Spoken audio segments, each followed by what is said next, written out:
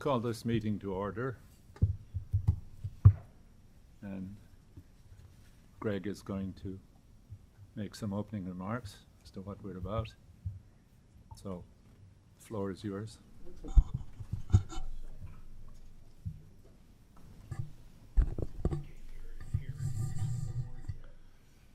Do you want to do what we need to do here? Frank, hold the microphone closer to you. This one? Yes. Oh. Can you hear me now? Better. Better.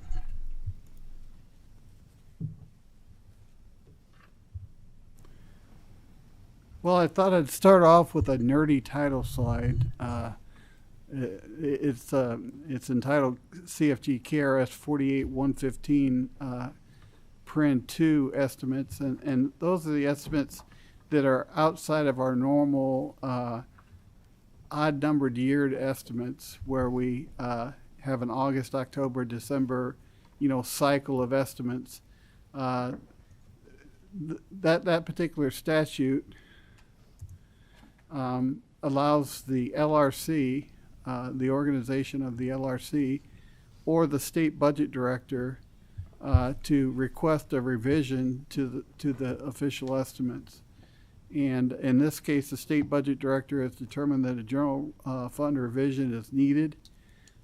So we will attempt to come to a consensus on that today. And the revised estimates for fiscal 23 and fiscal 24, which is what was asked for by the state budget director, those shall become the official revenue estimates going forward until acted upon by the General Assembly. The fiscal 20, part of the reason we're together is that fiscal 22 revenues came in $945.4 million ahead of the official estimates. So essentially, we do biennial budget estimates. The fiscal 22 was our base year for the biennial budget estimates, and the base year was off by 945.4. So there's a good chance that your biennial estimates are going to be have an intercept issue, since at the very least an intercept issue, because we're 945.4 short. So, and the other reason is, we weren't projecting a ton of growth last December for 23 and 24, and growth year to date is 6.4%. Which is stronger than projected. So, we're ahead of the game in this year in terms of growth, and we're also ahead in terms of the absolute level that we're jumping off. So, that's one of the reasons that the state budget director is requesting new estimates. I want to talk just a little bit on this slide about the 945.4. You can see the full year actual numbers, and then you can see the official estimates on the right set of columns. And you can see we have dollar differences and percent differences. I want to talk just real briefly about two of the taxes. The individual income tax and the what I call the major business taxes, corporate and LLET. On the individual, we grew 17.6%, which is unheard of growth in the individual income tax. I'll just say, fiscal 21 was a good year. We grew 7.9%. So we were coming off, fiscal 22 was coming off a pretty good year, 7.9%. The only year higher in the recent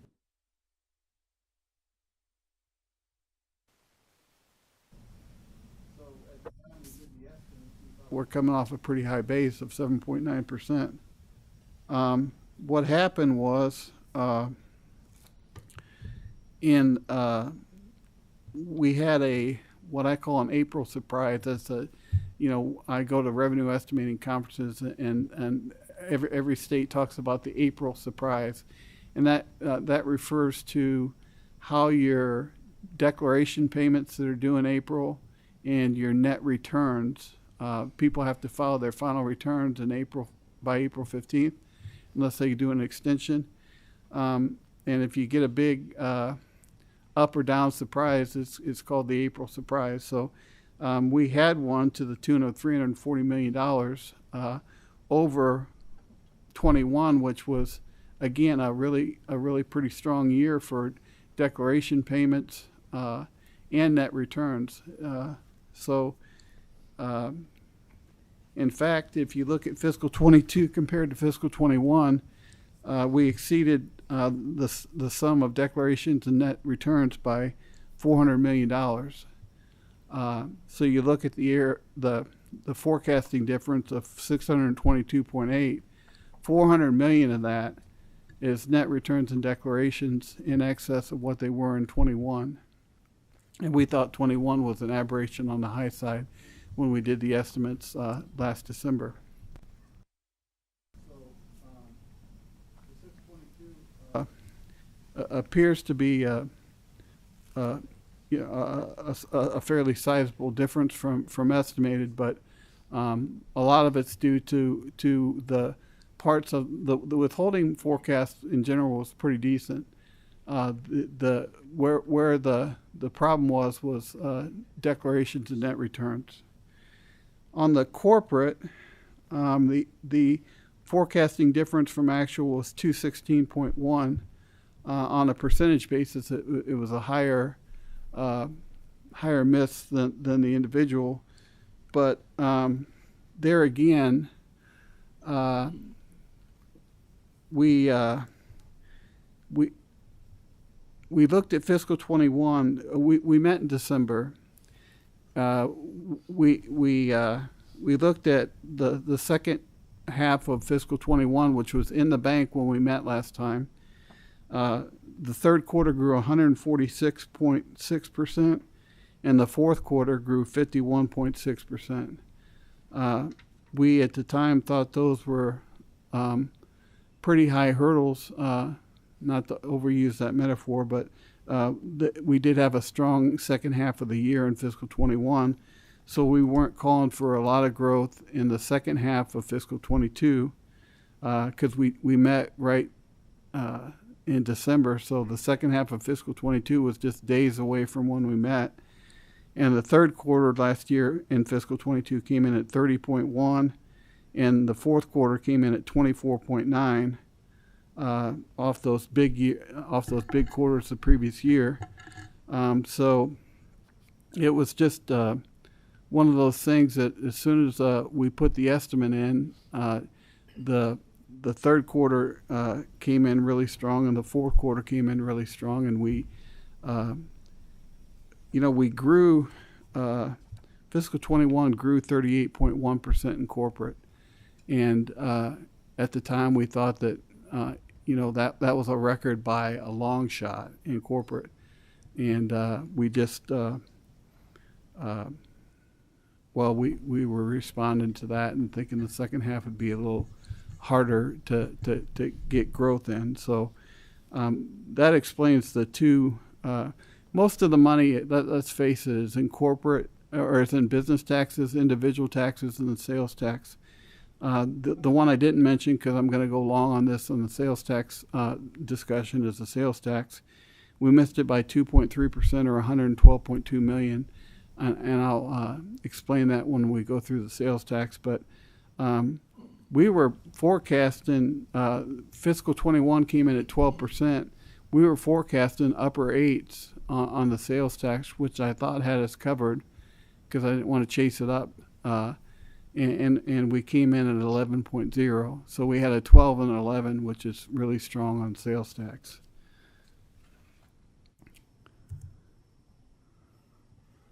Is there any way to get that out of there?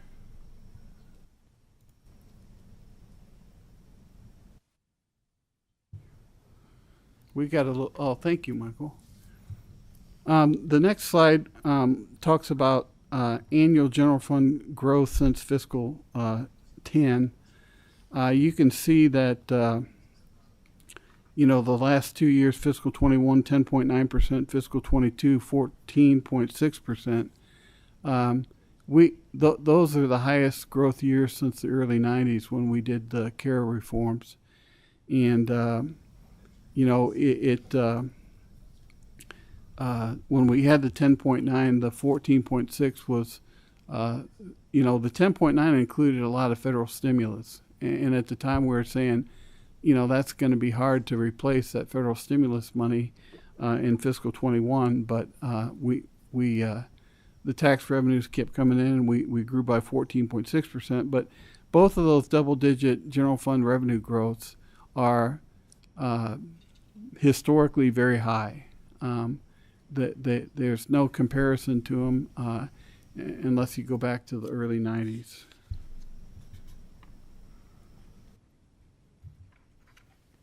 I want to toggle.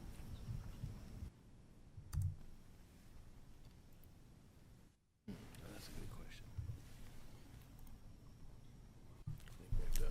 Okay, got to live with that. So, the next slide is just quarterly growth, and I don't need to belabor this too much because I've already showed you the annual and talked through the error in fiscal 22. But as you can see, we've had some really high quarters, and they bounced around a little bit. If you look at fiscal 22, that 20% in the first quarter, that was the quarter that was aided by that $225 million legal settlement that we received, and I've talked about in other forums. If you take that legal settlement out, the first quarter, that 20 would have went down to 12.1. And correspondingly, the 3.8 that you see for the first quarter of fiscal 23, the purple bar at the end, that would have been 11.1% growth had it not been for the legal settlement, because we had to overcome that in fiscal 23 to show growth, and we did. I was surprised we showed growth with the starting off in a $225 million hole, but we did. We posted 3.8% growth. So it's not quite as jumpy as it may seem. That 24.8% quarter in the fourth quarter of fiscal 21, that quarter alone was the one that I think led to some of the forecasting error that we did in December last year. It was such a big difference from usual that we didn't think we could top that with a 16.9 the following year, which we did. And a lot of the forecasting error crept up at the end of the fiscal year in the fourth quarter due to that 16.9.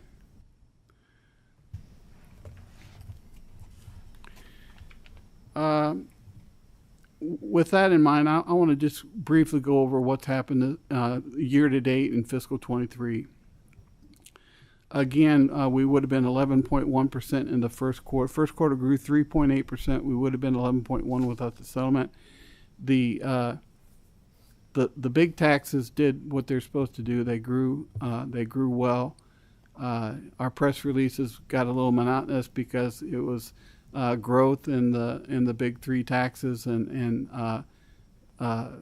basically flat in the other taxes. It shows a big negative 48.7% because of the fact that we didn't have the 225 million, but individual grew 8.4%. The LLET and corporate income grew 16%, and the sales tax had a great quarter at 12.8%. Add to that October and November receipts now on the October and November receipts, they're not officially in these estimates that we prepared. Sometimes we would wait for October and November receipts, do a short-term forecasting of the month of December, and then consider, when we met in December, we'd consider the second quarter an actual quarter in the revenue models. We did not do that this time. But I'm just showing you October and November so that you can have the context. October was great, 15.2%. Sales was up 9.7, which is not as high as the first quarter, but still strong growth. The individual income tax grew 23.6%, and the major business taxes fell 28% in October. The October was high on individual income tax. We surmised because when you file that automatic extension that you can claim if you file the form, the 6 months ends in October. So we got a lot of pay returns that came in October from the automatic extension. I know the extension is not an extension to pay, but we got a lot of pay returns in October. So that's what one of the things that pushed the individual income tax up in October. November fell off the pace of 15.2, but we still grew by 5.3%. The sales tax was softer yet than October.